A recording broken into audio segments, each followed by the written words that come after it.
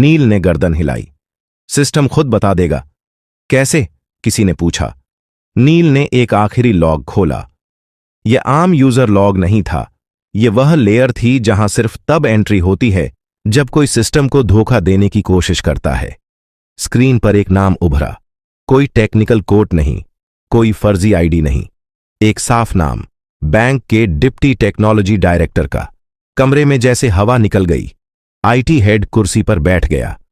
यह मुमकिन नहीं है, नील ने शांत स्वर में कहा। मुमकिन है, क्योंकि उसे सिस्टम की आदतें पता थीं। उसने सोचा, सिस्टम मशीन है, उसे यह नहीं पता था कि मशीन याद भी रखती है। राधिका ने तुरंत फोन उठाया। सिक्योरिटी को ऊपर भेजो, अभी। कुछ ही मिनटों में उस अधिकारी को कमरे में लाया गया। चेहरा पीला, आंखें नीचे। वह कुछ बोल नहीं रहा था। राधिका ने सख्त आवाज में पूछा, आपने यह क्यों किया?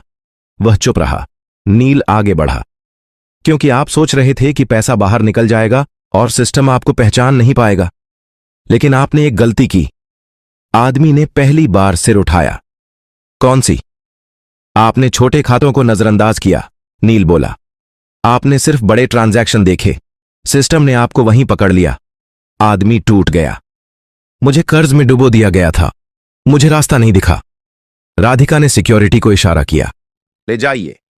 जब वह बाहर गया तो किसी ने राहत की सांस ली, किसी ने शर्म की। नील अब दरवाजे की तरफ बढ़ने लगा।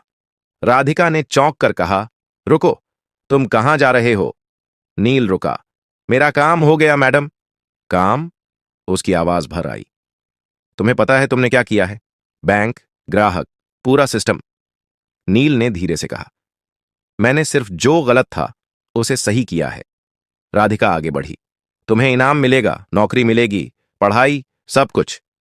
नील ने पहली बार हल्की मुस्कान दी। अगर आप सच में कुछ देना चाहती हैं तो एक काम कीजिए। क्या? बाहर जो बच्चे कूड़ा बीनते हैं ना, नील बोला, उनके लिए सिस्टम बनाइए। ऐसा सिस्टम जो उन्हें अनदेखा न करे। राधिका कुछ बोल नहीं पाई। नील दरवाजे से बाहर निकल गया। वही फटा बोरा, वही गंदे हाथ। लेकिन अब बैंक की दीवारें उसे देख रही थीं, क्योंकि सिस्टम तो बच गया था। अब इंसानों की बारी थी। बैंक के बाहर शाम ढल चुकी थी, लेकिन भीड़ कम नहीं हुई थी। कैमरे अब भी चमक रहे थे। रिपोर्टर एक दूसरे को धक्का देकर आगे आने की कोशिश कर रहे थे। सबको एक ही खबर चाहिए थी। 500 करोड़ कैसे लौटे? राधिका कांच के दरवाजे के पास आकर रुकी। उसके हाथ में माइक्रोफोन नहीं था, फिर भी आवाज साफ थी। यह बैंक की जीत नहीं है, उसने कहा।